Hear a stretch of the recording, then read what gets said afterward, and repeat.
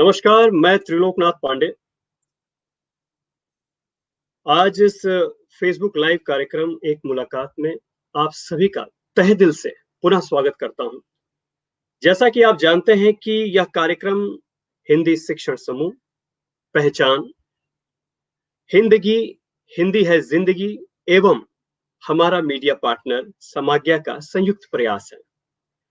पिछली बार हमारी और आपकी मुलाकात शिक्षक दिवस के अवसर पर हुई थी। उस दिन विशिष्ट अतिथि के तौर पर साहित्य अकादमी मध्य प्रदेश शासन के निदेशक एवं देवपुत्र के संपादक डॉक्टर विकास दवे जी एवं हिंदी सलाहकार समिति मानव संसाधन विकास मंत्रालय के पूर्व सदस्य डॉक्टर राम प्रकाश शर्मा जी से हमारे साथ जुड़े थे। दोस्तों, आज पुनः हम हाजिर हुए हैं एक ऐसे शख्सियत के साथ जिन्होंने हिंदी को सिर्फ पढ़ा ही नहीं है या पढ़ाया ही नहीं है, बल्कि हिंदी को जिया है और वे जहां जाते हैं वह मंच, वह सभा, वह कार्यशालाएं हिंदीमय हो जाती हैं। जी हां दोस्तों, मैं बात कर रहा हूं डॉक्टर विनोद प्रसून जी का। पिछले 28 वर्षों से अध्यापन एवं लेखन के कार्यों से जुड़े हैं।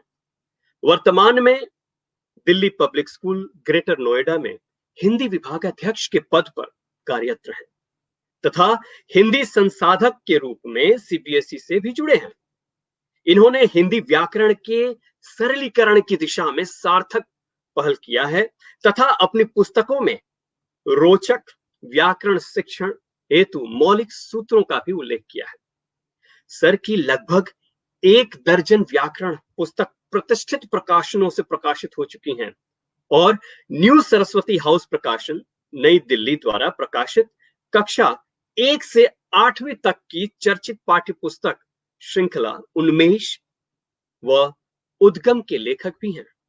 एक कवि के रूप में आकाशवाणी, दूरदर्शन और जी सलाम चैनलों से भी जुड़े हैं और अपने गीतों, गजलों और कविताओं के लिए चर्चित हैं। आपको बता दें, यहाँ पर प्रणय प्रसून गीत, ये गीत संग्रह है, अक्कड़ बक्कड़ बाल गीत संग्रह है तथा मेरे उसके बीच गजल संग्रह आदि सर की उल्लेखनीय कृतियां हैं। मंचन के लिए 2.5 आखर प्रेम का, नवरस एवं यशोधरा, एक कर्तव्य कथा, नृत्य नाटिकाओं का भी इन्होंने सृजन किया है। हिंदी के प्रचार प्रसार के लिए समर्पित है और इसी क्रम में देश विदेश में आयोजित हिंदी कार्यशालाओं, शिक्षक प्रशिक्षण कार्यक्रमों सहित अन्य साहित्यिक कार्यक्रमों में सक्रिय भागीदारी निभाते हैं।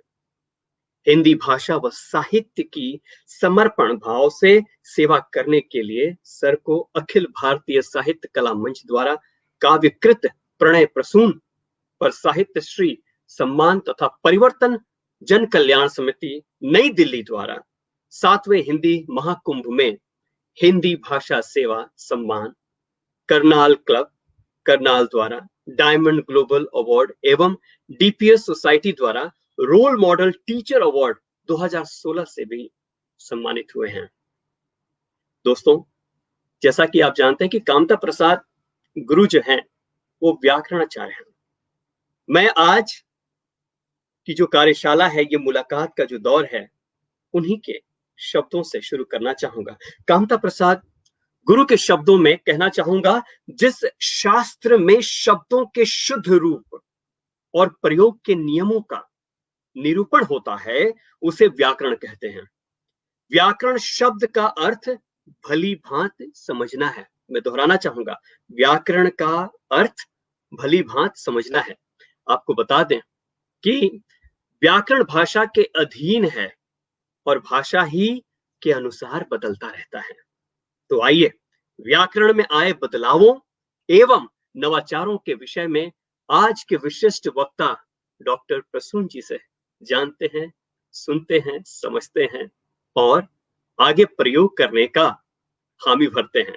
क्योंकि आज का जो विषय है वो यह है, अभिनव प्रयोगों से सज्जित व्याकरण शिक्षण एवं आनंदपूर्ण अधिगम। बिना समय गंवाए मैं इस मंच के डॉक्टर प्रसून जी को समर्पित करना चाहूंगा और उनका सही माने में आदर सहित सम्मानित रूप में आमंत्रित करना चाहूंगा पुनः। और दर्शकों से गुजारिश है कि अपने प्रश्नों को विराम मत दीजिएगा, फेसबुक लाइव चैट लिखते रहिए, क्योंकि यहां से कोई भी प्रश्न बिना उत्तर पाए नहीं जाएगा।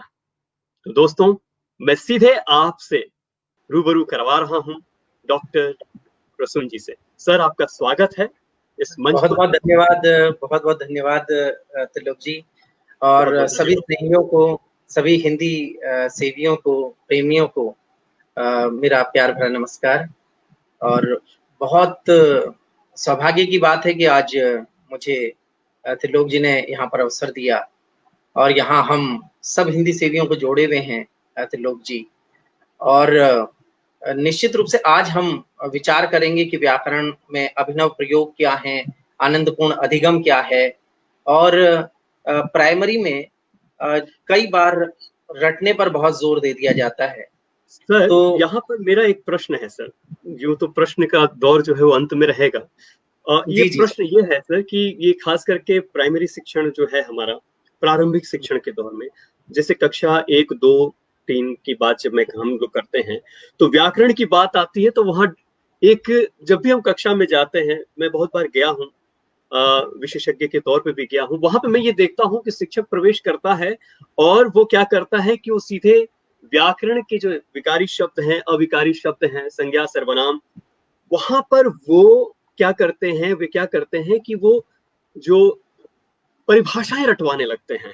जी जी जी तो ये क्या सही है, ये पुरानी पद्धति है, या फिर इसको तोड़कर आगे बढ़ने का भी कोई यहाँ पर कोई रास्ता है, या फिर कोई और तरीका है, जैसे खेल खेल में बच्चे सीख लें, व्याकरण को जान लें, डरे नहीं, क्योंकि व्याकरण के मार्फत से उसे भूत बना दिया गया है और लोगों को डराया जाता है। तो मैं ये व्याकरण चाहूंगा भगवा बना जी दिया, बिल्कुल। व्याकरण भगवा नहीं है, है ना। व्याकरण बहुत सरस है अगर शिक्षण अभिनव प्रयोगों से सज्जित है। बहुत अच्छा प्रश्न किया है आपने जी सर। त्रिलोकनाथ जी, आप वास्तव में बहुत अच्छा प्रयास कर रहे हैं, और हमारे ऋषि जी बहुत अच्छा प्रयास कर रहे हैं, जी और दोनों बिल्कुल। के संयुक्त प्रयासों से आपका जो मतलब ये कार्यक्रम है हिंदी के प्रचार प्रसार का, वास्तव में बहुत अच्छा प्रशंसनीय प्रयास आप दोनों का है। धन्यवाद सर।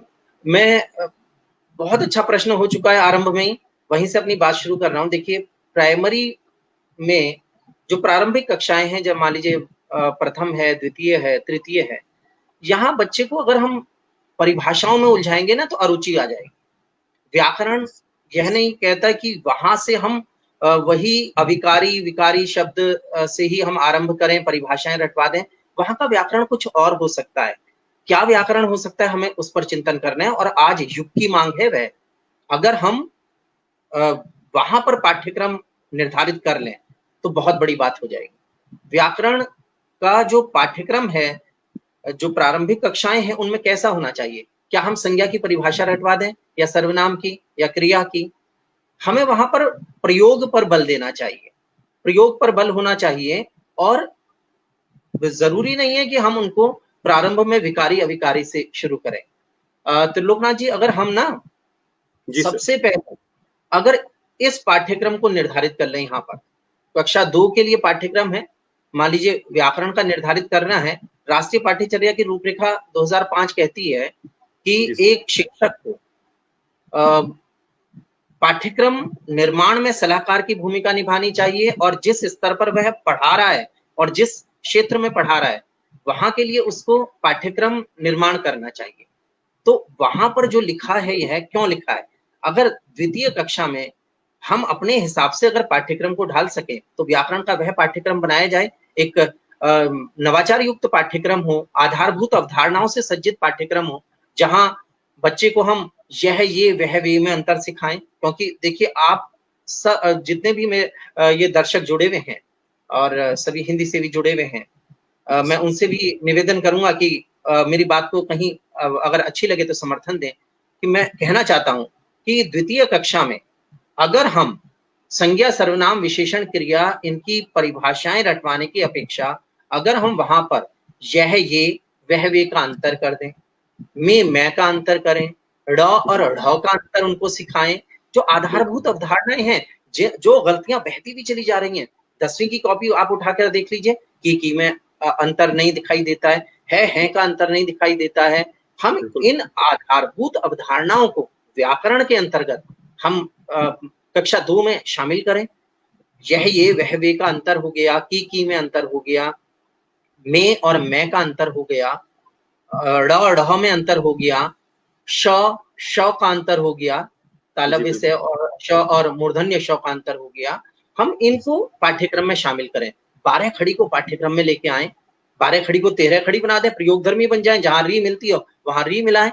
तो अगर इस प्रकार हम पाठ्यक्रम में उनको शामिल करते हैं और यहाँ पर लयात्मकता दे देते हैं, क्योंकि देखिए बाल मन किसकी ओर जाता है, किसकी ओर आकर्षित होता है? बाल मन सीधे सीधे लयात्मकता की ओर जाता है, उसको लय पसंद है। लय पसंद है, आप लयात्मक पाठ्यक्रम दीजिए, यह ये वह वे को आप शामिल कीजिए, बहुत अच्छी तरीके से उनको उनके सामने रखिए। देखिए पढ़ाने की विधियों पर चर्चा कर रहा हूँ, लयात्मक नवाचार की बात मैं कह रहा हूँ। नवाचार अपने आप में बहुत ही कैसा शब्द है, देखिए अपने आप बोलेगा नवाचार क्या है।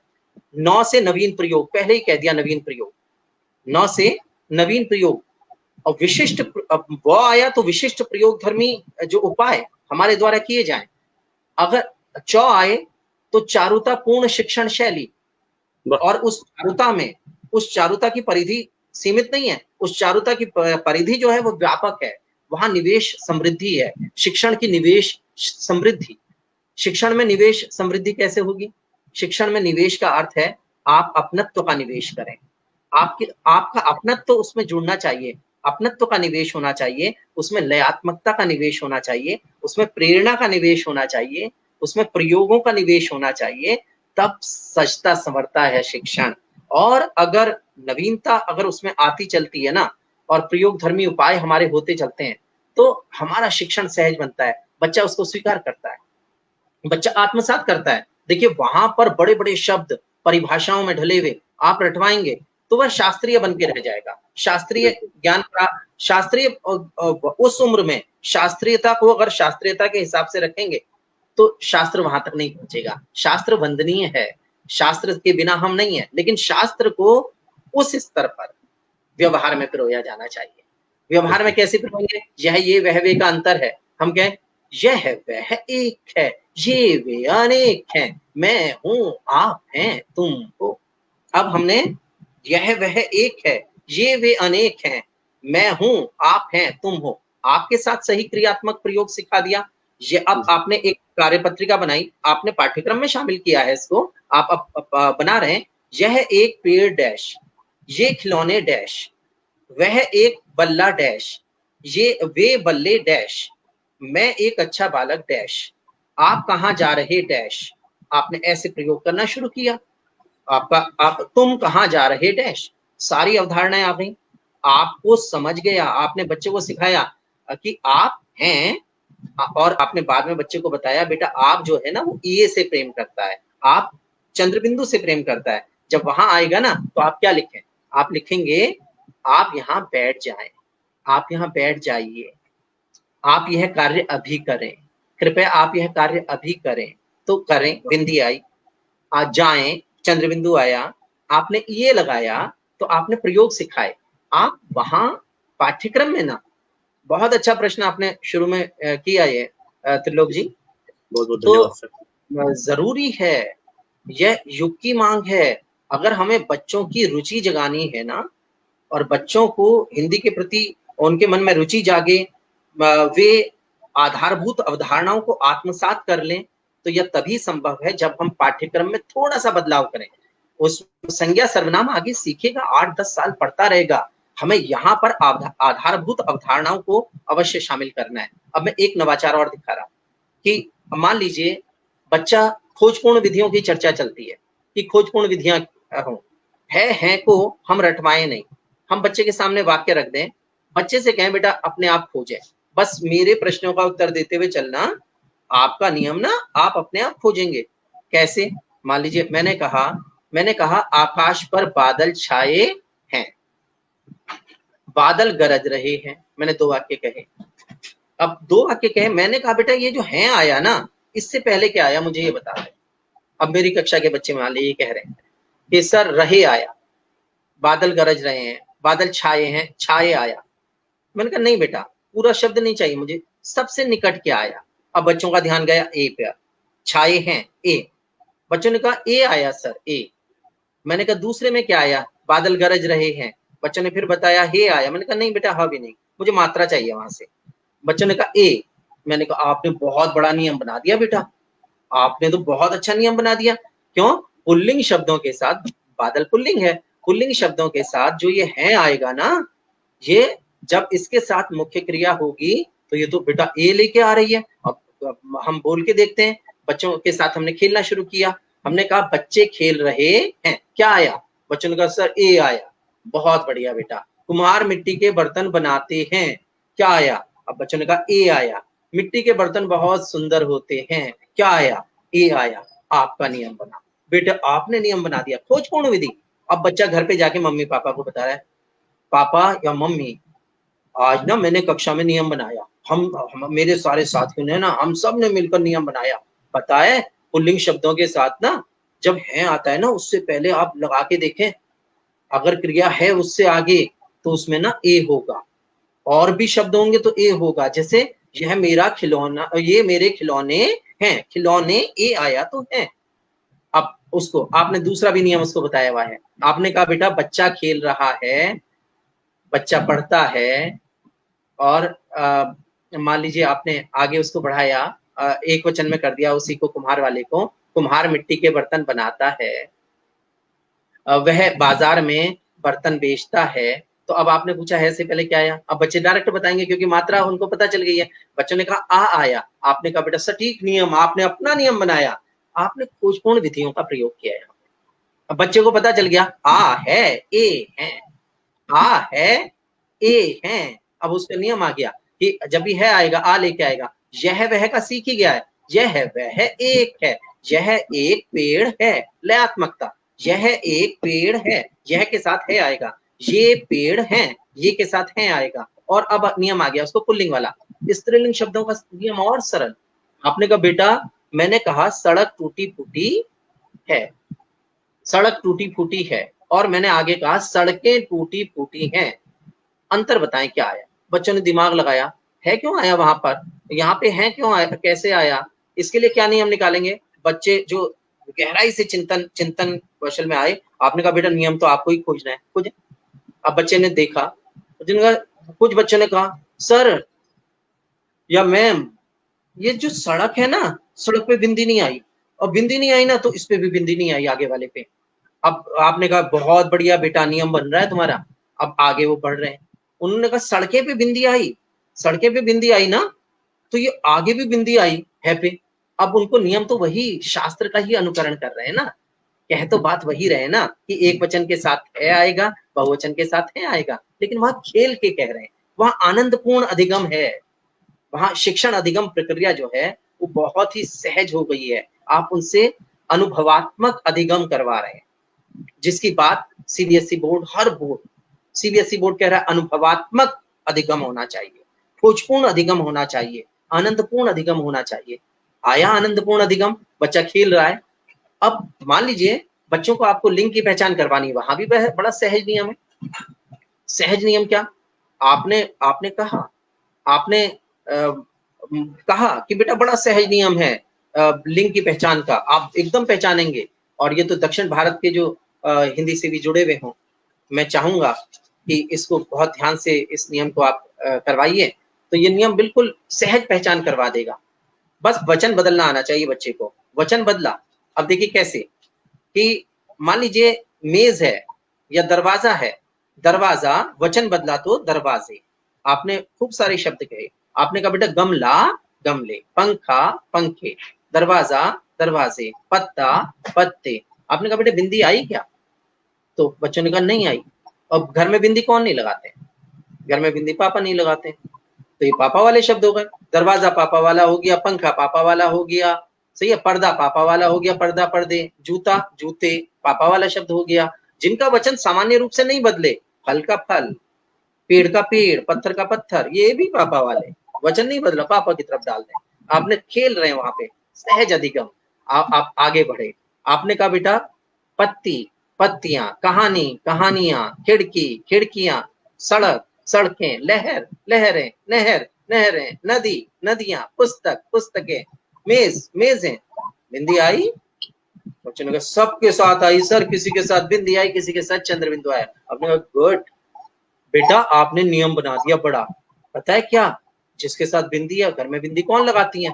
मम्मी। ये सारे शब्द मम्मी की तरफ डाले। एक लिंग निर्धारण, लिंग निर्धारण जो कठिन है हिंदी में, उसको आपने कितना सहज बना दिया। प्रारंभिक कक्षाओं में पाठ्यक्रम में इन चीजों को शामिल किया जाना चाहिए। अब र और ढ़ में अंतर कैसे सिखाएं? र और ढ़ में अंतर बड़ा सहज है। मैं आपके सामने एक रखता हूँ, ये इसको मैं कह रहा हूँ अपने शब्दों में कहूँ तो ये मैं कहता हूँ लयात्मक नवाचार। आप कोई भी अवधारणा लयात्मक नवाचार के माध्यम से आप करवा सकते हैं। इस लयात्मक नवाचार को देखिए, जहां ड़ और ढ़ इन दोनों की पहचान कैसे सहज हो जाएगी, आप देखिएगा। ड़ व ढ़ वर्णों में बच्चों अंतर क्या है जाने हम। ड़ व ढ़ वर्णों में बच्चों अंतर क्या है जाने हम। ये दोनों है जुड़वा से पर कुछ अंतर पहचाने हम। किसी शब्द में सबसे पहले कभी नहीं आते हैं ये, बाकी किसी जगह भी आकर झट घुल मिल जाते हैं ये। दांत से ऊपर मुंह का हिस्सा, ड़ को इससे प्यार है जी। मुंह की छत पर, मुंह की छत पर ढ़ का अपना पूरा ही अधिकार है जी। आप बोल के देखिए, ड़ तो दांत से ऊपर का हिस्सा जो खुरदरा हिस्सा है, और ढ़ यानी मुंह की छत। तो ढ़ अब क्या बोला, मुंह की छत पर ढ़ का अपना पूरा ही अधिकार है जी। बादल गड़गड़ बिजली कड़कड़, गड़गड़ कड़कड़ शोर हुआ। सोचो जब ड़ बोल रहे थे, इसने मुंह किस जगह छुआ।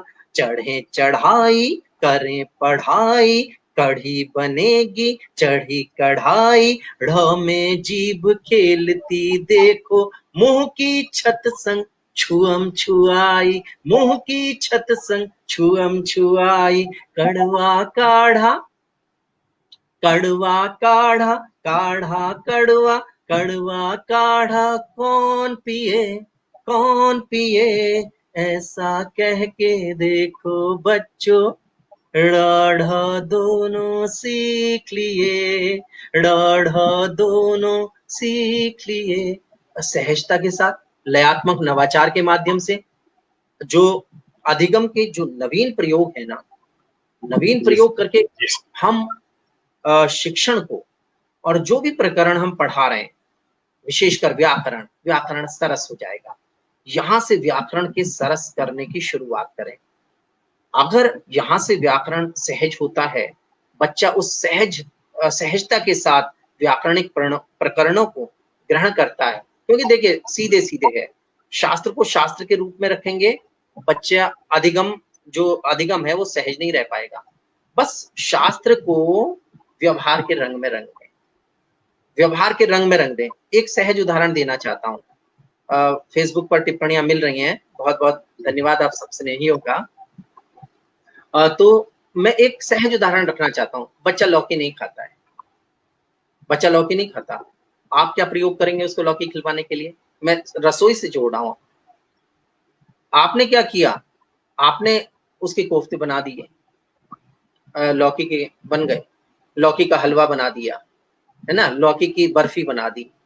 बच्चे ने बड़े चाव के साथ खाया। क्या बनाया है? बच्चा कह रहा है क्या बनाया है? अच्छा कैसे बनाया मम्मी? आपने मम्मी कह रही हैं या पापा कह रहे हैं, अरे मम्मी ने ना इसमें जो है ना ये लौकी से बनाया बेटा। अच्छा लौकी दे, लौकी तो वैसे नहीं खाता लेकिन ये स्वादिष्ट, स्वादिष्ट है कह रहा है, सही है ना। आपने क्या किया, आपने प्रयोग किया। वहां पर अगर लौकी को लौकी के रूप में दिया जाता है ना, बच्चा नहीं खाता, बच्चा छोड़ के चला जाता। दूध को दूध के रूप में दिया, बच्चे ने नहीं पिया, आपने कॉम्प्लेन मिला दिया, आपने बॉर्नवीटा मिला दिया, बच्चे ने बड़े आनंद के साथ पी लिया। कारण आपने थोड़ा सा प्रयोग किया, उसमें कुछ ना कुछ मिला दिया।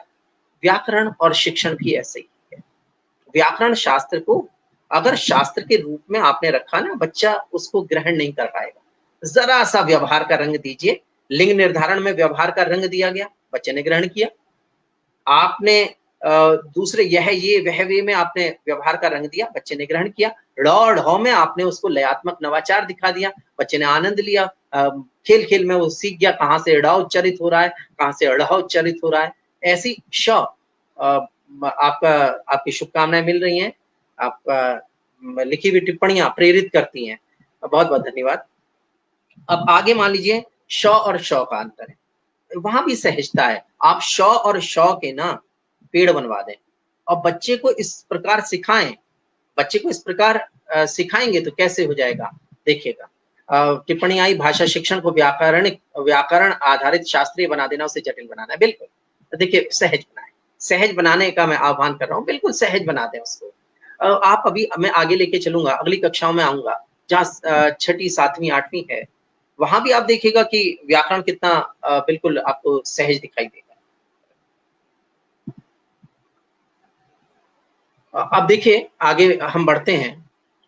मैं कह रहा था कि श और श में हम कैसे उसको अंतर करें। आप इस कविता को देखिएगा, लयात्मक नवाचार। मैं बात आज लयात्मक नवाचार की कह रहा हूं। प्राइमरी में जब हम पढ़ा रहे हो ना, तो लयात्मकता होनी चाहिए।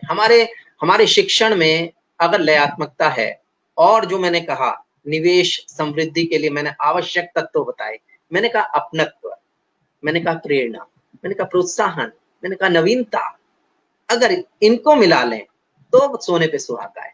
फिर आप देखिएगा शिक्षण कैसे मतलब महक उठेगा, जैसे बच्चा उसे उसकी महक महसूस करेगा, है ना, उससे जुड़ेगा। अब देखिए श और श में अंतर।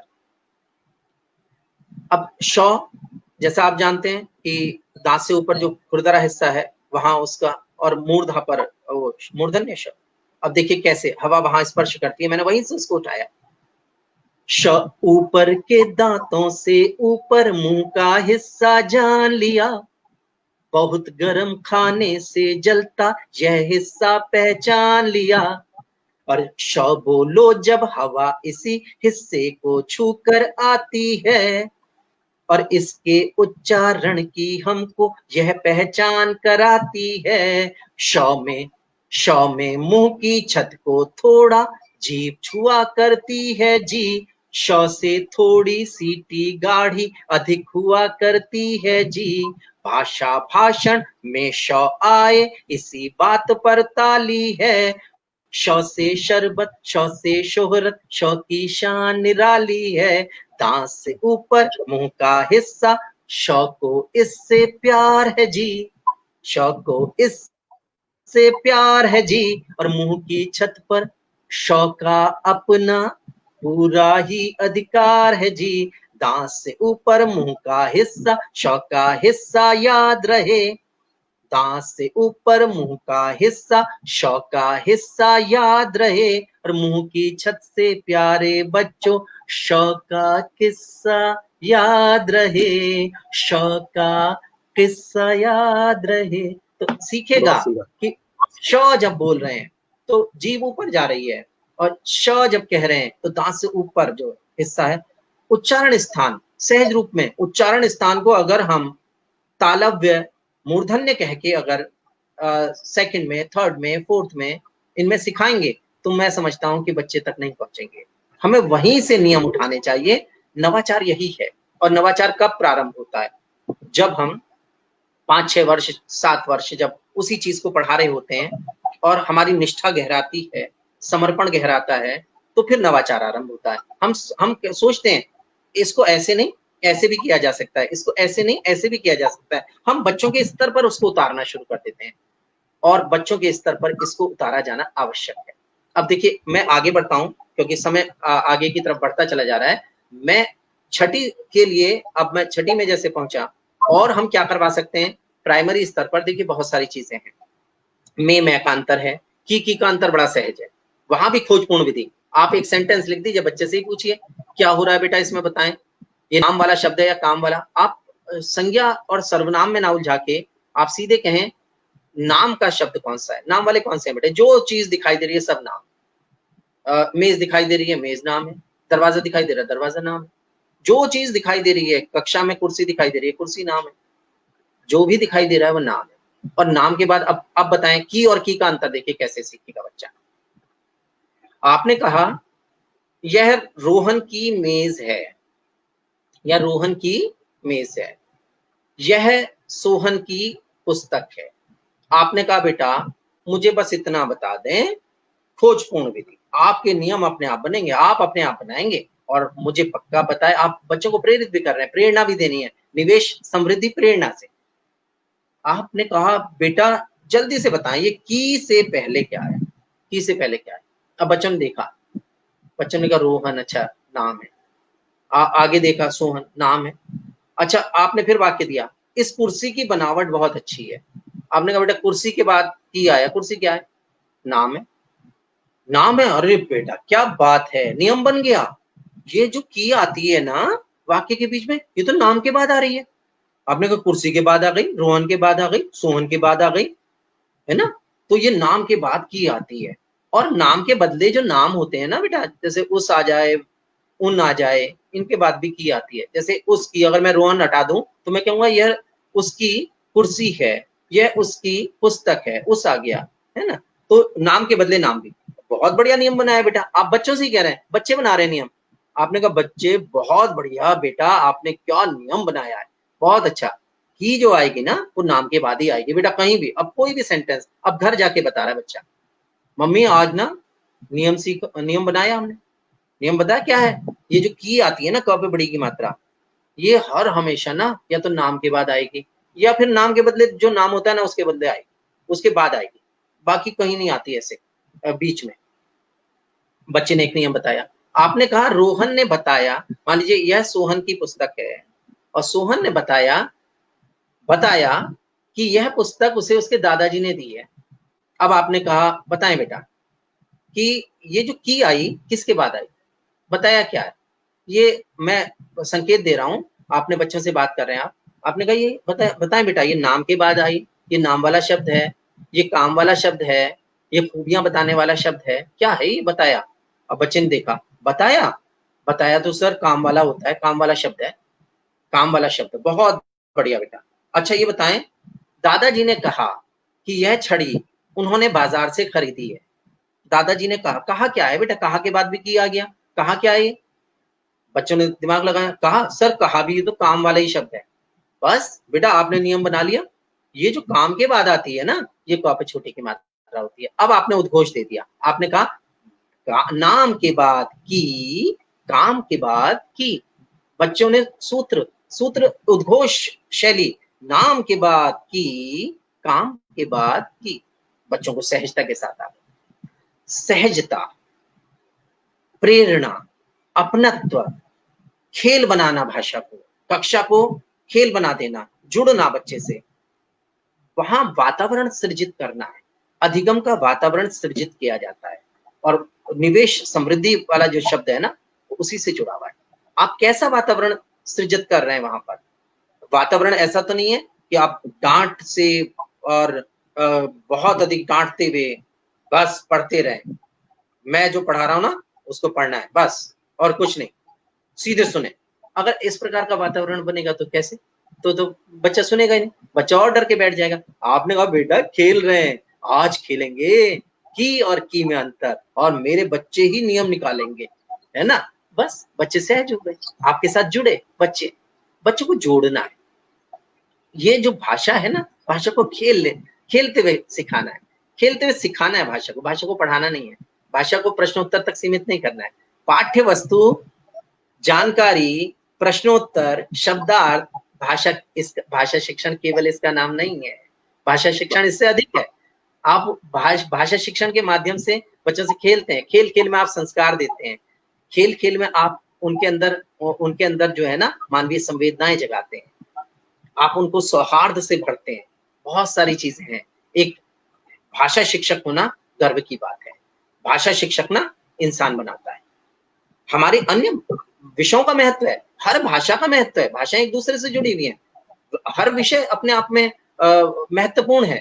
आप मान लीजिए गणित है, विज्ञान जैसे विषय व्यावसायिक रूप से सफल उनको बनाते हैं, हमारी जो भाषाएं हैं ना, वे जड़ों से जोड़े रखती हैं, उसको संस्कार देती हैं बच्चों को। तो यह भी जरूरी है। केवल प्रश्नोत्तर शब्दार्थ तक पाठ को सीमित करना, पाठ्य वस्तु तक सीमित कर देना सही नहीं है। आपका शिक्षण कक्षा से हटके बच्चे के जीवन के समानांतर जाना चाहिए। बच्चा बड़ा हो जाए, आपके पाठ को स्मरण करके कहीं उसने कोई निर्णय लिया है, आपको फोन कर रहा है, सर आज एक कठिन निर्णय लेना था, लेकिन आपका ना वो पाठ याद आ गया मुझे, और ना मैंने सर यह निर्णय लिया है। क्या बात है बेटा, आपने वहीं फोन पे उसका शाबाशी दी, बहुत बढ़िया बेटा। पर आपका शिक्षण बच्चे के साथ समानांतर जाना चाहिए। शिक्षण कोई एक कक्षा में, एक वर्ष में समाप्त होने वाली चीज थोड़ी है।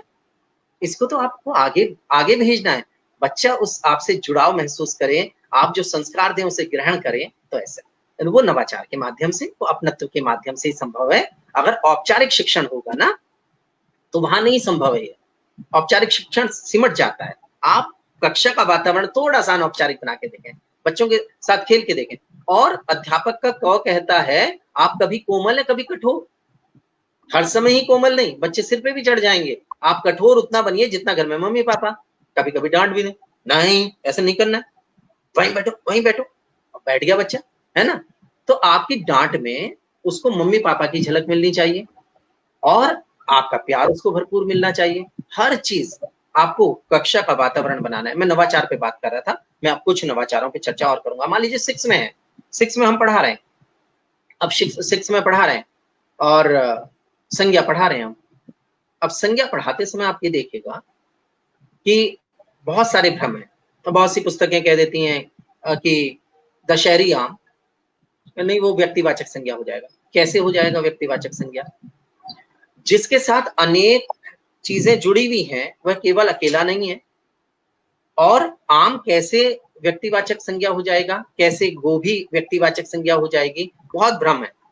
मैंने उसको तोड़ने का प्रयास किया। कामता प्रसाद गुरु ने स्पष्ट लिखा, इसमें जो विशेष शब्द आया इस परिभाषा में, वह विशेष ये नहीं है कि स्पेशल के लिए विशेष लिख दिया जाएगा। वह विशेष है एक को इंगित करने के लिए। एक को इंगित करना। आप बच्चे का ध्यान नवाचार के माध्यम से वहां ले जाइए, बेटा ये तो एक होता है, इसमें जो विशेष लिखा है ना वह एक है।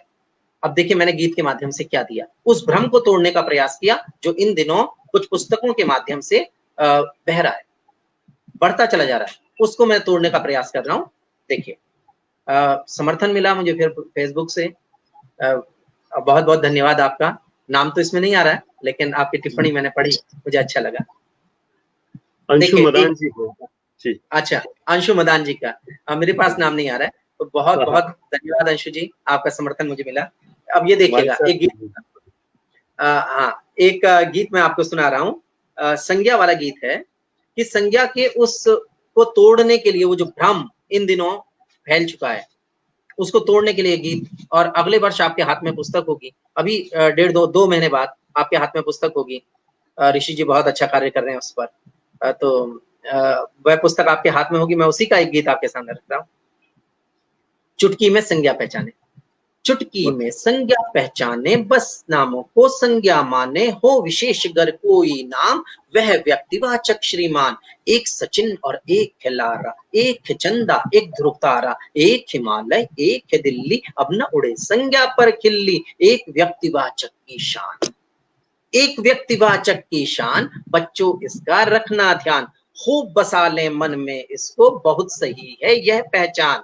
और जाति लिए हैं शब्द वही, होते जिनके रूप कई, गमला गमले पत्ता पत्ते कथा कथाएं, बस्ता बस्ते सेब संतरा या अंजीर, हलवा या फिर यम्मी खीर, खेल फूल फल लता विटप, नाम जातिवाचक है सब। और इनका वचन बदल जाता है, वचन बदल इनको पहचाने, भ्रम ना रखना मन में कुछ भी, इन्हें जातिवाचक ही माने, इन्हें जातिवाचक ही माने। और मौ से ममता मौ मिठास है, मौ से ममता मौ मिठास है, कुछ चाहने का नाम आस है, बचपन और बुढ़ापा हो या लगती सबको भूख प्यास है, भाव हरे का है हरियाली, भाव हरे का है हरियाली।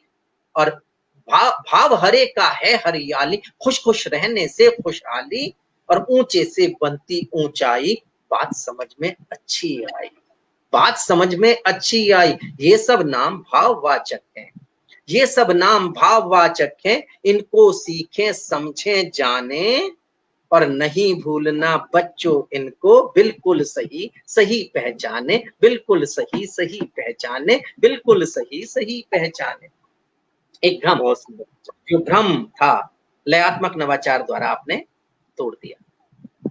तो लयात्मक नवाचार, नवाचार, फिर आपका समर्थन मिला, बहुत बहुत धन्यवाद।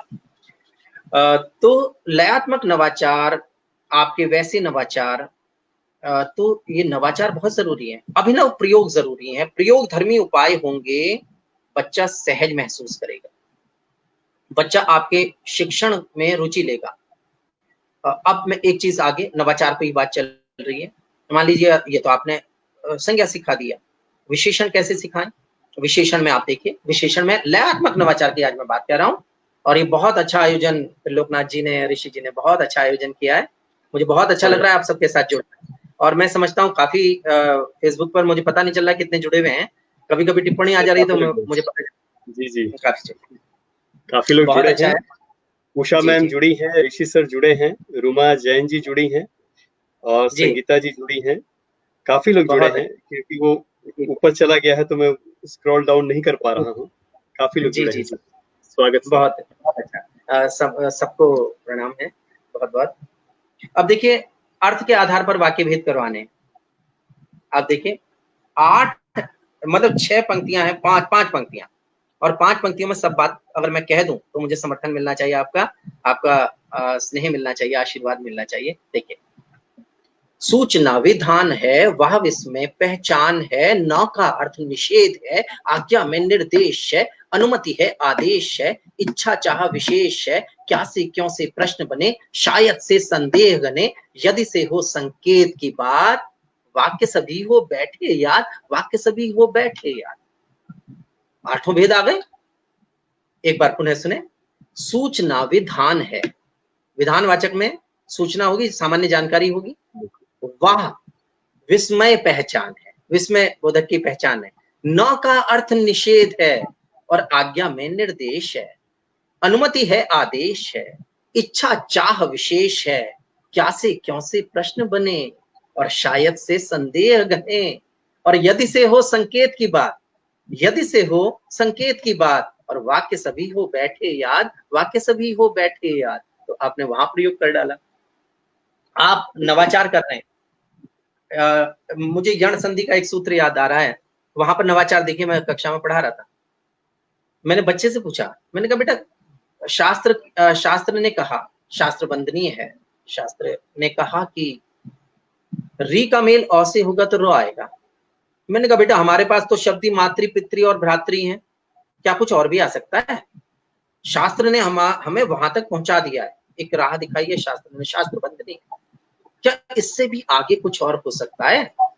अब बच्चों ने चिंतन कौशल की बात करते हैं ना, तो चिंतन कौशल, उसको चिंतन तक लेके जाना चाहिए बच्चे को, आप पढ़ा रहे हैं तो। अब बच्चे चिंतन में आए, बच्चों ने सोचना शुरू किया, और मैं बार बार कहता रहा, मैंने कहा बेटा हमारे पास शब्द ना मातृ पितृ और भ्रातृ हैं, और री का मेल अ से होकर र बन गया है, क्या कुछ और भी हम डायरेक्ट कर सकते हैं इसमें? अब बच्चों ने सोचना शुरू किया, चिंतन, एक उत्तर आ गया एकदम, बोला सर कर सकते हैं, ये जो रॉ है ना, ये त्रौ में बदल जाएगा सर, डायरेक्ट बदलेगा त्रौ में। मैंने कहा कैसे? बोला sir 3 plus R is equal to ये त्रौ बन जाएगा। मैंने कहा कैसे? अब वो बच्चे ने मुझे समझाना शुरू किया, बोला सर ये जो तौ के नीचे री है, री तो मिल गई, री से तो अ मिल गया, री निकल गई तो आधा तौ बचा। मैंने कहा हाँ। री का मिल अ से हुआ तो र बन गया। मैंने कहा हाँ। बोला सर अब आधा तौ र से मिलकर त्रौ बन जाएगा, डायरेक्ट बन गया ना ये तो। मैंने कहा क्या बात है बेटा, खोजपूर्ण विधि, आपने प्रेरित किया। अब क्या है, अब उसको फॉर्मूला अलग बन गया उसका। अब वो कह रहा है 3 प्लस अ इज इक्वल टू त्रौ, 3 प्लस आ इज इक्वल टू त्रा, 3 प्लस ई इज इक्वल टू 3 प्लस उ इज इक्वल टू थ्रू। मातृ प्लस अनुमति, अब वो नहीं घूमेगा, वो सीधे दिखाई दे रहा है उसको वहां पर, 3 प्लस अ त्रौ। आपने शास्त्र ने जहां छोड़ा, आपने अपने हिसाब से नवाचार करते हुए, शास्त्र को ध्यान में रखते हुए, मैं बार बार कह रहा हूं शास्त्र से परे नहीं, शास्त्र की जरा सी भी अवहेलना नहीं, शास्त्र होना चाहिए पहले सामने, शास्त्र को आप नवाचार का रंग दे रहे हैं बस। आप बस उसको मिल गया वहां से सूत्र, आपने पीठ सब दबाई, आजा बेटा जरा इधर, बहुत बढ़िया बेटा, क्या आगे तक का सोच गया, यहां तक तो बेटा शास्त्र कहता है, आगे तूने सोचा, बहुत बढ़िया। आपने कहा 3 + अ = 3, 3 + आ = 3, मातृ प्लस आ किया, मात्रा किया, मातृ प्लस इच्छा, मातृच्छा, 3 + ई 3, सहज हो गया सूत्र। इसी क्रम में आप संधि पढ़ा रहे हैं, संधि पढ़ा रहे हैं, आपने कहा कि गुण संधि का जो अंतिम विकार है, आपने कहा कि री का मेल, वो आपने कहा अ आ का मेल री से होगा तो अर बनेगा। अब आपने उसको उद्घोष में ढाल दिया, नवाचार है ये, आपने उद्घोष में ढाल दिया इसको, सूत्र को, अ आ का मेल री से होगा तो र बनेगा। आपके पास आ वाले शब्द कितने हैं? आपके पास आ वाले प्रचलित शब्द है 3, 3 या 4, राजा और महा और वर्षा, 3 अधिक प्रचलित है, राजा महा वर्षा। आपने पहले कहा बेटे अ आ का मेल री से हुआ तो बना अर, यानी आ भी, अब मैथ्स की तरह पढ़ा रहे हैं, नवाचार आप कर रहे हैं, मैथ्स जोड़ रहे हैं, आ री से मिला, कन्वर्ट किस में हुआ, बदल किस में गया, अ में, यानी आ भी अ में बदल जाता है, यानी राजा भी राज में बदल जाएगा, वर्षा वर्ष में बदल जाएगी, महामह में बदल जाएगा। अब हम इसको करते हैं, आपने सूत्र दिया, आपने कहा बेटा री हटाओ रेफ लगाओ, इस पे परख के देखना, इसको कई बार बच्चों से परखवाएं भी, आपने कहा परख के देखें बेटा, री हटाओ रेफ लगाओ, कोई भी उदाहरण ले, बच्चे ने उदाहरण लेना शुरू किया, बच्चे ने उदाहरण करना शुरू किया, आप बच्चे ने कहा सप्त प्लस ऋषि में देखते हैं सर इसको, आपने कहा देखो बेटा सप्त प्लस ऋषि में देखो, कि आपने सूत्र क्या दिया था सर, मैंने कहा री हटाओ रेफ लगाओ, री हटाओ रेफ लगाओ, सप्त प्लस ऋषि, सर री हटा दिया, आगे क्या है, रेफ लगाओ, रेफ लगा दिया, क्या आया, सप्तर्षि, आंसर बन गया। अब महा प्लस ऋषि, आपने कहा पहले बता दिया है आ ओ में कन्वर्ट हो जाता है, महा का आ हटाइए, महा का आ हटा दिया, अब सूत्र री हटाओ रेफ लगाओ, महर्षि बन गया। उल्टा कर दे तो संधि विच्छेद, कैसे, आपने लिखा ग्रीष्मर्तु, अब इस सूत्र को लगा रहा है उल्टा करके, उल्टा कर रहा है, संधि विच्छेद कर रहा है, क्या हटेगा, रेफ हटाओ, रेफ हटा दिया, री लगाओ, तू के आगे जोड़ दिया, री आ गया, ग्रीष्म प्लस ऋतु, संधि विच्छेद हो गई, उल्टा कर दिया संधि विच्छेद, ये नवाचार है। और मेरा निवेदन है, आप सब हिंदी के समर्पित प्रेमी जुड़े हुए हैं, आप सब बहुत अच्छा कार्य कर रहे हैं, मेरा निवेदन यही है कि हम नवाचार को अपनाएं, व्याकरण शिक्षण में जितना भी नवाचार हो जाएगा उतना बहुत अच्छा रहेगा। आप हर विषय पर नवाचार कर सकते हैं। संधि है, आप व्यंजन संधि समझाने गए, आपने कहा कचट दब गजट दब तश चच तह दद, आपने सूत्र बना लिए वहां पर भी। ये बच्चे को सहजता के साथ समझ में आने वाले सूत्र आप बनाएं, उनको परख के देख लें, अगर वे व्याकरणिक दृष्टि से खरे उतर रहे, केवल व्याकरण पर, जो शास्त्र पर वो व्यवहार का रंग चढ़ाने का कार्य कर रहे हैं, बाकी शास्त्र के साथ कोई खिलवाड़ नहीं कर रहे, तो आपका सूत्र सही है। मैं बार बार बात कह रहा हूं, शास्त्र से परे हम नहीं, शास्त्र को आधार मान के आप तब नवाचार दिखाएं, आपने नवाचार दिखाया तो आपका नवाचार शास्त्र के आधार पर अगर सही है तो फिर सही। मैंने अब देखिए, बात मैं नवाचार की कर रहा हूं और लगभग समय उसकी ओर बढ़ता चला जा रहा है। नवाचार हर जगह दिखाया जा सकता है। आप 10th में पढ़ा रहे हैं, 10th में पढ़ा रहे हैं, वहां पर एक कर्मधारय समास है, आप कैसे कैसे समझाएंगे कर्मधारय समास को, बहुत भ्रम है, कहाँ रूपी लगाएं कहाँ के समान लगाएं। आपने कहा बेटा सहज है, एक उदाहरण समझना है, इतना सहज है कि प्राइमरी में तुमने विशेषण विशेष्य पढ़ा होगा बेटा, जैसे विशेषण विशेष्य पढ़ाना ठीक यहाँ पर भी वही है, 4th 5वीं कक्षा में तुमने पढ़ लिया होगा।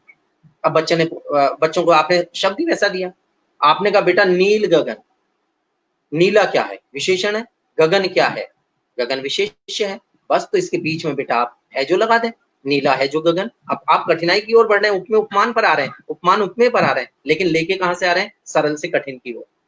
आपने कहा है सरल या नहीं है बेटा, सरल है, बहुत सरल है, इससे आगे सरल बेटा उपमेय उपमान है। आपको पता है कठिन है, आप कह रहे हैं उनके सामने, इतना सरल है कि अगर मैं क्रोध शब्द आपको दे रहा हूं बेटा, तो इसके लिए आपको ना इसकी स्वभावगत विशेषताएं किससे मिलती जुलती है, मैं यहाँ 3 वस्तुएं दे रहा हूं, तेज बारिश, तेज हवा या अग्नि। आपने बोलने के स्टाइल से भी उनको हल्का सा संकेत किया, आपने कहा बेटा क्रोध का मतलब जो स्वभावगत विशेषताएं वो इनमें से किस प्राकृतिक वस्तु में देखने को मिलेंगी? तेज बारिश, तेज हवा या अग्नि। हर बच्चा कह देगा अग्नि। अग्नि से मिलती जुलती है ना बेटा। ये जो अग्नि है ना, ये उपमान है। भगवान जी के चरण कोमल पवित्र होते हैं। इन फूलों में से पहचानना बेटा, डहेलिया, गुलाब या कमल। बच्चे कहेंगे कमल, सही है बेटा। तो चरण कमल। उपमेय पहले हो गया, उपमान बाद में हो गया। जब भी ऐसा आए ना तो बीच में रूपी लगा दें, रूपी लगा दें आप। क्रोध रूपी अग्नि, चरण रूपी कमल। अब कमल क्या है बेटा? उपमान है ना। अगर ऑर्डर चेंज होगा ना अब आगे, तो उपमान के साथ के समान जुड़ता है। अब मैं एक उदाहरण दे रहा हूं, कमल नयन, कमल नयन। अब कमल पहले नंबर पे चला गया, यानी उपमान पहले चला गया, उपमेय बाद में आ गया। इसके साथ हम जोड़ेंगे के समान। आपने यहां पर भी नवाचार दिखाया, समझाने को थोड़ा सा उसको सहज बनाया। आपने कहा बेटा देखे, चला गया ना, कमल वहां पे था, चरण कमल में कमल उपमान दूसरे नंबर पे था, तब वहां पे रूपी था। अब कमल पहले पे आ गया, कमल नयन, तो कमल के समान नयन, क्योंकि उपमान अपने साथ के समान लेके आता है। ऐसी चंद्रमा, चंद्रमुख, चंद्रमा के समान मुख। अब आपने सहजता के साथ तीनों नियम सिखा दिए। आपने विशेषण विशेष्य का संयोग सिखा दिया, आपने उपमेय उपमान का संयोग सिखा दिया, बता दिया रूपी आता है। आपने वह भी नियम सिखा दिया कि जिसमें उपमान पहले होता है तब हम उसके साथ के समान जोड़ते हैं। तो हर जगह आप मिश्र वाक्य सिखा रहे हैं, तो मिश्र वाक्य आप सिखाते समय आपने जकी यदि फॉर्मूला, मैंने इस फॉर्मूले का मां शारदा की कृपा से, इस फॉर्मूले का मैंने भरपूर प्रचार प्रसार किया है, और यह मेरा सूत्र काफी मतलब व्यावहारिक बन गया है। जकी यदि सूत्र मैं मिश्र वाक्य पढ़ाते समय कहता हूं, जौ से देखिएगा, जौ से नाम नहीं होना चाहिए, जो, जिसे, जिसने, जिन्होंने, जिसका, जिसकी, जैसे ही, ज्यों ही, जब जब, जहां जहां, की, क्योंकि, ताकि, यदि, यद्यपि, तथापि। पूरा सूत्र है, इससे बाहर नहीं है मिश्र वाक्य। जो, जिसे, जिसने, जिन्होंने, जिसका, जिसकी, जैसे ही, ज्यों ही, जब जब, जहां जहां, की, क्योंकि, ताकि, यदि, अगर, यद्यपि, तथापि, जबकि और फिर भी के रूप में भी स्वीकार्य। पूरा आ गया। अब बच्चा ये नहीं कहेगा कि मिश्र वाक्य केवल जैसे ही तक सीमित रखेगा, वो कह देगा, इस वाक्य को भी पहचानेगा कि यह वही लड़का है जिसे पिछले वर्ष वीरता पुरस्कार मिला था। कह देगा जो आया है मिश्र वाक्य है। आप कहेंगे यद्यपि उसने परिश्रम किया फिर भी वह सफल नहीं हो सका, बताएगा यद्यपि उसमें आ गया। यदि वर्षा होती तो फसल न सूखती, मिश्र वाक्य है। गांधी जी कहा करते थे कि गाय करुणा की कविता होती है, की आ गया, मिश्र वाक्य है। उसको पहचान होगी, विस्तार होगा, केवल सीमित नहीं रखें। आपकी पढ़ाने का जो पढ़ाने की जो शैली है वह ऐसी हो, बच्चा विषय को आत्मसात कर ले, उसे कहीं खेल खेल में सहजता से उसको वो आत्मसात हो जाए। बहुत सारी चीजें हैं बात करने के लिए, लेकिन चलते चलते एक गीत और गुनगुनाऊंगा। विशेषण का गीत है, नया गीत है, आपके सामने रख रहा हूं। यह भी पुस्तक में आ रहा है। ये नवाचार जो है, लयात्मक नवाचार, ये जो आने वाली व्याकरण पुस्तक है उसमें आपको ये नवाचार मिल जाएंगे। भरपूर नवाचार से सजाने संवारने का प्रयास किया है, और मुझे विश्वास है आपके हाथों में जब पुस्तक होगी तो बहुत ही आपको अच्छा लगेगा। ऋषि जी दिन रात उस पर लगे हुए हैं, और पूरी टीम हमारी कार्य कर रही है उस पर। ये नवाचार आपको पसंद आएंगे, ऐसा मुझे विश्वास है। आप एक गीत और, इसके साथ मैं अपनी वाणी को विराम दूंगा। गीत मैं आपके सामने रख रहा हूं। गीत विशेषण पर आधारित है। देखिए विशेषण के भेद कैसे पहचाने। 6 से 8 तक बहुत अच्छा कार्य करेगा ये।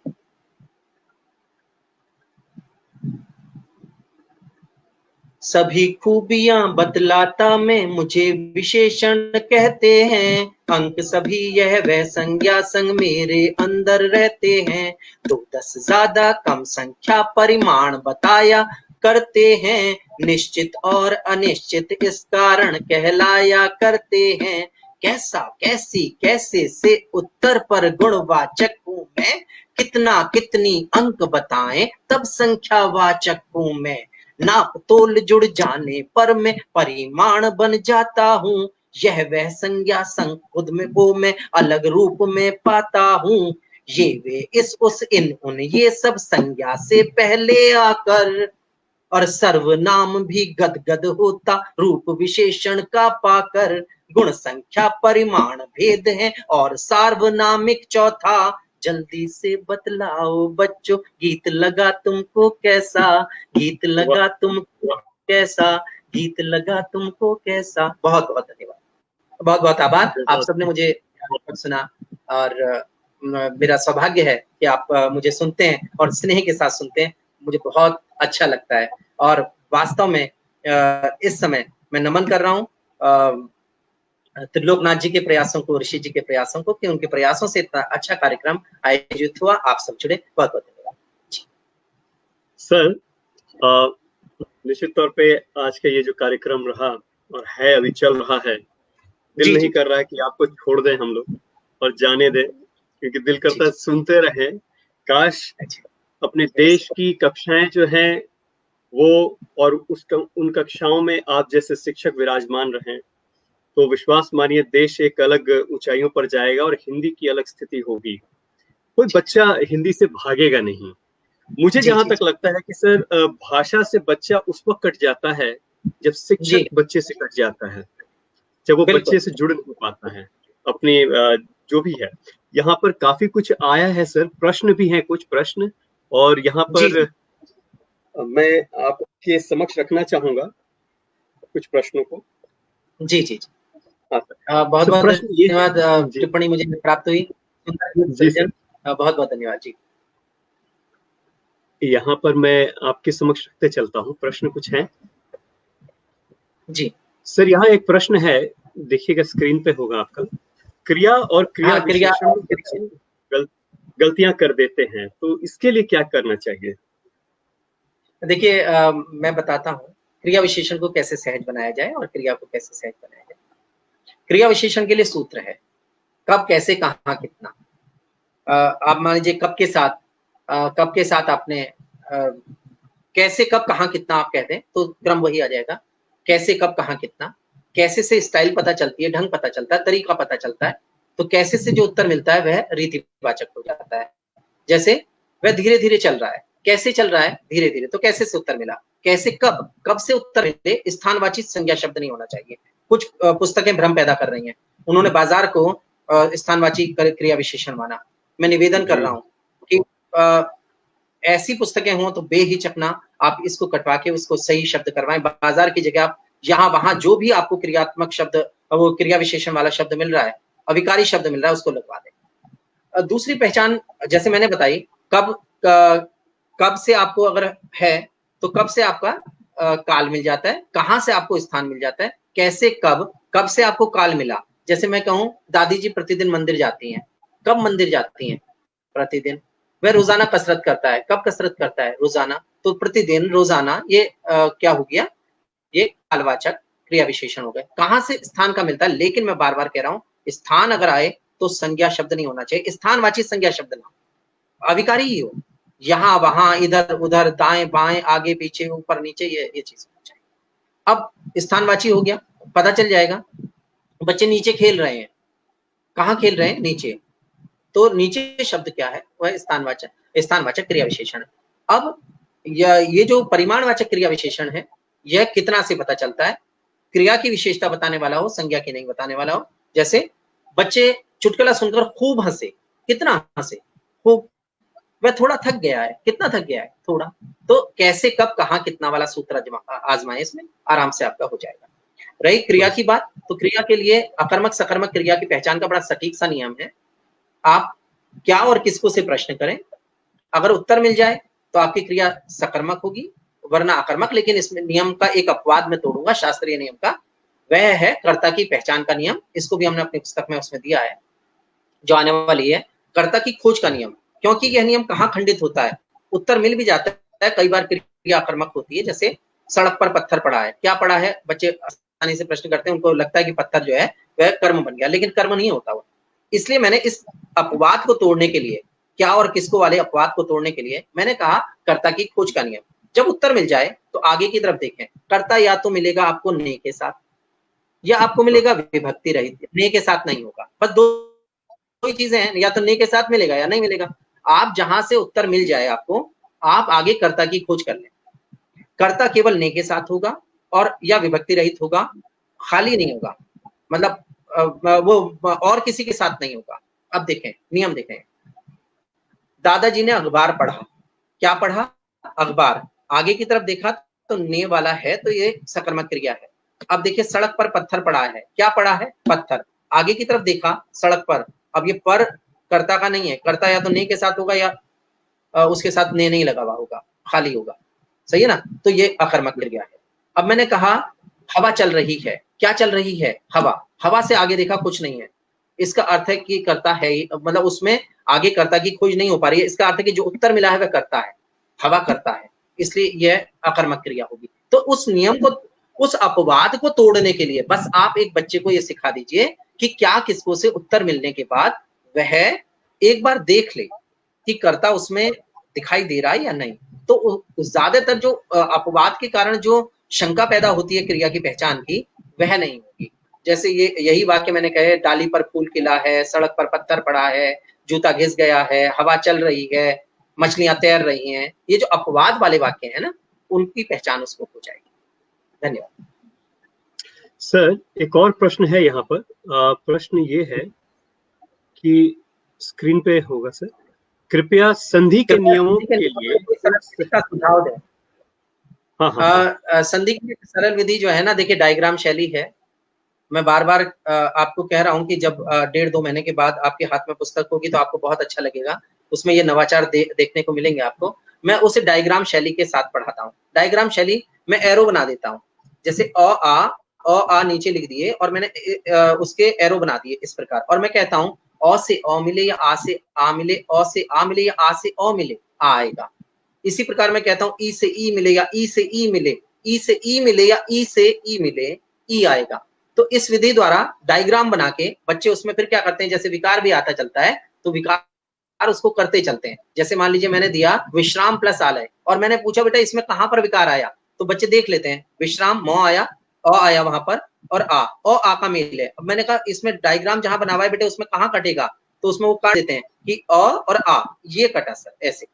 तो बहुत अच्छा लगता है कि डायग्राम शैली से वो काटते हुए चलते हैं विकार को, और अंत में मैं क्या करता हूं, मैं उनसे कहता हूं बेटा कि पंजे पे संधि सुनाएं। आप उसको खेल बनाएं संधि को। अब देखिए पंजे पे संधि कैसे, दो तो मैंने संधि नियम आपको आपसे चर्चा की। एक तो जहां शास्त्र ने छोड़ा उससे आगे क्या आ सकता है, तो त्र वाला जो सूत्र बताया था। एक मैंने कहा यही कि री हटाओ रेफ लगाओ। एक पंजे पे संधि देखिए, विकार सारे पंजे पे बच्चे सुना देते हैं आराम से। आप कैसे, दीर्घ गुण वृद्धि यण अयादि, आ ई उ ए ओ अर ऐ औ य व र ऐ आय औ आओ पंजे पे संधि।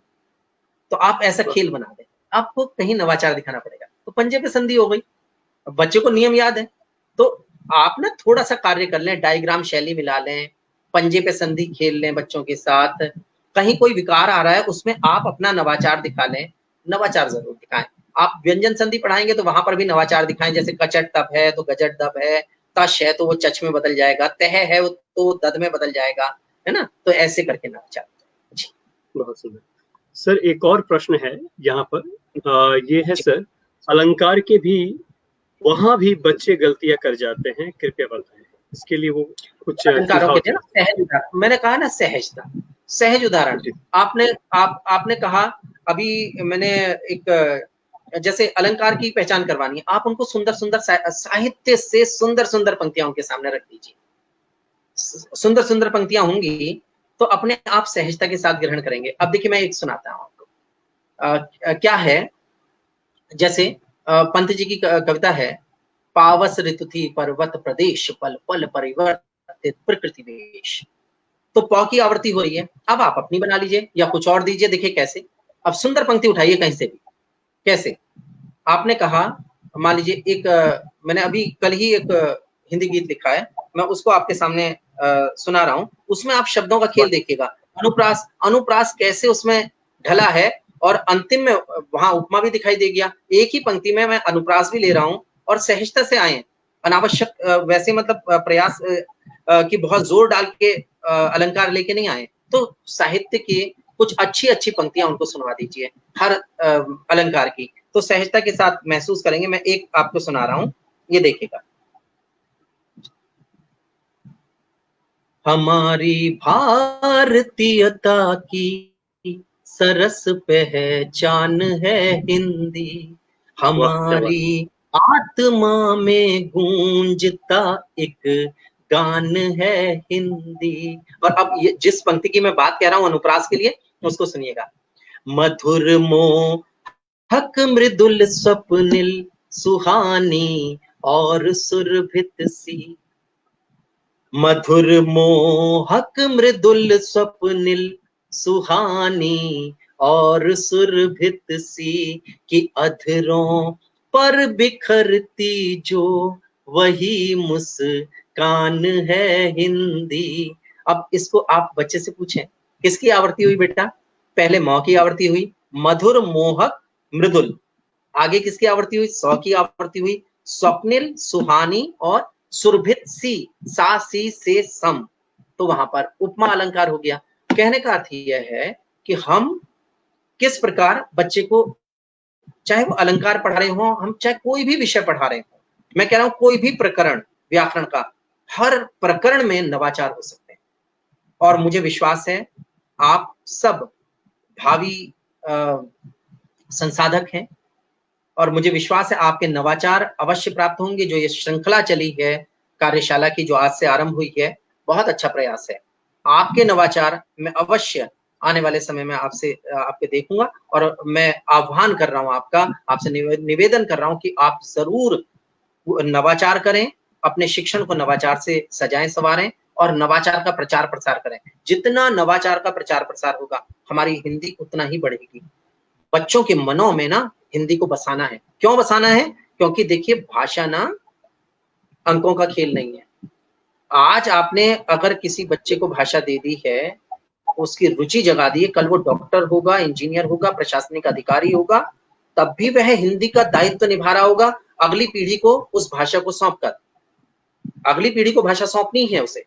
तो अगर हिंदी के प्रति आपने अलग जगा दी है, तो अपना कार्य करेगा उस समय जब भावी पीढ़ी, अब जो अगली पीढ़ी है उसके सामने होगी, और वह उस भूमिका में होगा जहां उनको सिखा सकता होगा, जहां भाषिक अपना दायित्व निभा सकता होगा। तो भाषिक दायित्व निभाने के लिए भी अपने विद्यार्थियों को तैयार करें। तो मैं समझता हूं कि आज आपने मुझे बहुत अच्छी तरह से सुना है। मैं गदगद हूं और आपके स्नेह से अभिभूत हूं।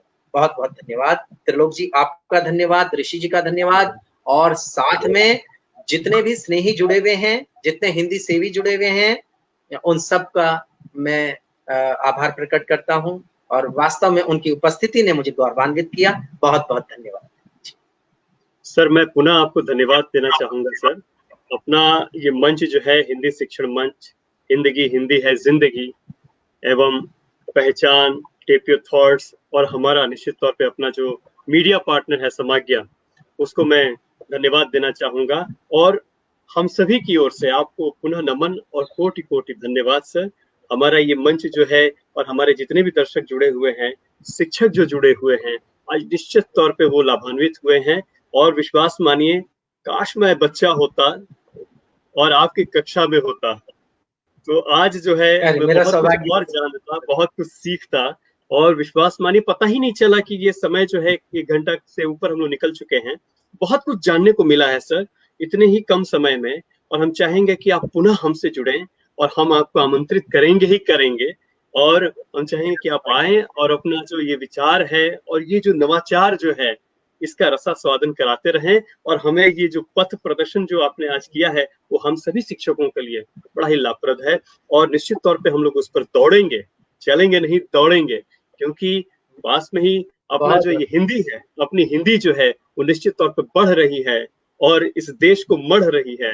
तो निश्चित तौर पे आने वाले समय में हम लोग कहीं ना कहीं हिंदी को एक प्रतिष्ठित रूप में, जो कि है, परंतु इसे राष्ट्रभाषा के रूप में हमारा देखने का जो गौरव जो है, जो सपना है, वो साकार होने को है। बिल्कुल सर। और मैं पुनः आपको नमन करना चाहूंगा, इस मंच को नमन करना चाहूंगा, और यहाँ जितने लोग बैठे हैं सुन रहे हैं उनको भी नमन करना चाहूंगा सर। पुनः नमन आपको, बहुत बहुत धन्यवाद सर। आपने अपना बहुमूल्य समय दिया। आगे भी आपको हम परेशान करेंगे और करते रहेंगे। स्वागत सर, बहुत बहुत धन्यवाद। आप सभी को भी बहुत बहुत धन्यवाद। आपने प्रश्न पूछा, मुझे विश्वास है, क्योंकि कुछ प्रश्न यहाँ नहीं दिख पा रहे थे, और तो क्षमा कीजिएगा, परंतु उन प्रश्नों का जो भी है उत्तर जो है वो हम जरूर आप तक पहुंचाएंगे। नमन आपको, क्योंकि सर हमारे साथ हैं और हमेशा हैं। तो सर पुनः आपको नमन, बहुत बहुत धन्यवाद सर। आप सभी को भी नमन, नमस्कार। नमस्कार सभी।